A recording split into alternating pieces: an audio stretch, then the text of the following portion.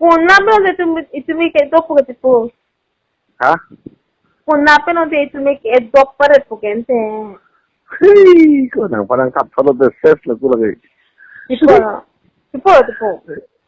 Karilo digdalo ni parwa nang pujo ko. La sonjas ma ante kung nape no gente. Nên khán bộ nằm lộ đó. Readymade la po namun lo po ansalo. Namun lo yan na. Itu na ni kay po enjoy bom na. Namun lo ang pagkadi. La po ansalo. Kendo pulo ni nawi ka matha ko di. Ante la puta mathanang ko ngati po pila anda aki me mathalok ta piphe ente dudu na thai bi ke tipo. Ni lang ko di. Rango di tipo. Ente nang le bang be tipo bang lang halu. Gorti tum ta koi bo tum chelang lo ta. Koilo, nasa koi ko da lang man te. Oh, la tum ta ke. Kiri mi o. Tipo. Ba pan than lap na pulo. Than tipo. Ha? Tipo la tum ta.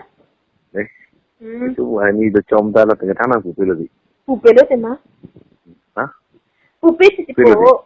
Pupelo. Tum pinang dang tipo di. Oh, la lo. La sinang jujuno tipo. Bang ko di. Rango. Anta nang enang ko biang ong nang ko pitumhan. Separing minay mo di ka ko. Solam lo. Mungkin ipata na sing hon concert no ulit sa kurikin nang ko tipo ni minuet to hansi pengen nang ko. Biar di mana dia na? Biar ke jun, bela ke jun dia biar ke jun. Biar di wan ko ni. Te wano tipo. Mungkin nang long ro aju sang ko ko de. Sang ho tipo. Mungkin ni nang otak to chu ko ta de aja be. La soja ma tipo na. Jangan te demo tanke. Fribo. La puanto no, belek hansi free re thopo e kali hen, nang ko kita hen ne. Ba. Tu swan na. Na solam lo.